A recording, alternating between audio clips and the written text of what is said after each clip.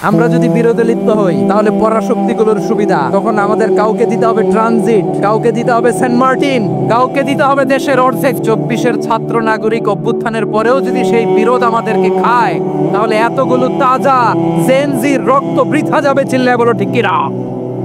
মনে রাখবেন, যখন আমি একা থাকি তখন আমি ব্যক্তি, যখন আমরা সবাই মিলি তখন আমরা শক্তি। What are the drawbacks and these advantages of division, social and political division in the society? Disunity.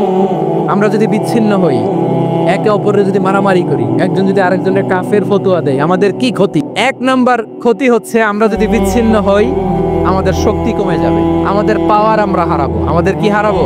পাওয়ার। মনে রাখবেন, যখন আমি একা থাকি তখন আমি ব্যক্তি, যখন আমরা সবাই মিলি তখন আমরা শক্তি। এই শক্তি নিয়ে আমাদের সামনে এগিয়ে যাওয়ার দরকার আছে না নাই? তাহলে আমরা যদি নিজেরা বিরোধে লিপ্ত হই আমাদের ক্ষমতা, পাওয়ার ছুটে যাবে। আমরা এই পাওয়ার হারাতে চাই না, ঠিক কিনা বলেন? রব্বুল আলামিন ঠিক তাই বললেন। রব্বুল আলামিন বললেন, খবরদার وَأَطِيعُوا اللَّهَ وَرَسُولَهُ وَلَا تَنَازَعُوا فَتَفْشَلُوا وَتَذْهَبَ رِيحُكُمْ وَاصْبِرُوا إِنَّ اللَّهَ مَعَ الصَّابِرِينَ। আল্লাহর আনুগত্য করো, নবীর আনুগত্য করো, কিন্তু খবরদার নিজেরা বিরোধে লিপ্ত হয়ো না, নিজেরা মারামারি করো না, তাহলে তোমাদের শক্তি কমায় দিবে কে? ফাতাফশালু, তোমরা সাহস হারাবা, ও তাযহাবা রিহুকুম, তোমাদের শক্তি কমে যাবে, পাওয়ার কমে যাবে।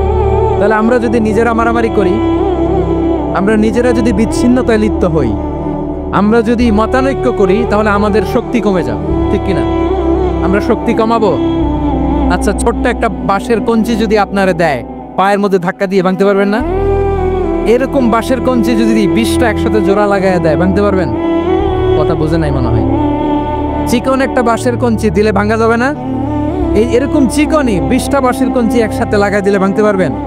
কারণ যখন আমি একা থাকি তখন আমি ব্যক্তি, যখন আমরা সবাই মিলি তখন আমরা শক্তি।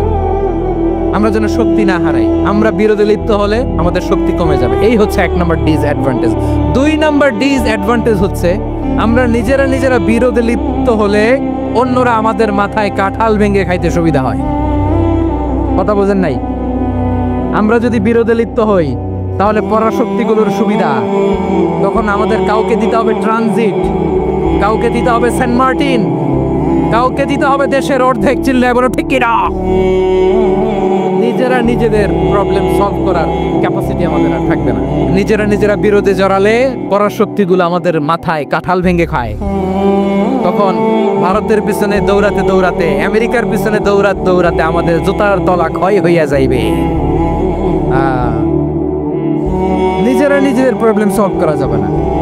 আমরা যদি অন্যের পিছনে না দৌড়াতাম আর এই বিরোধকে থামাতে পারতাম, বাংলাদেশ আজকে যেখানে আছে তার কমপক্ষে 50 গুণ সামনে থাকতো। চিল্লায় বলেন ঠিক কিনা?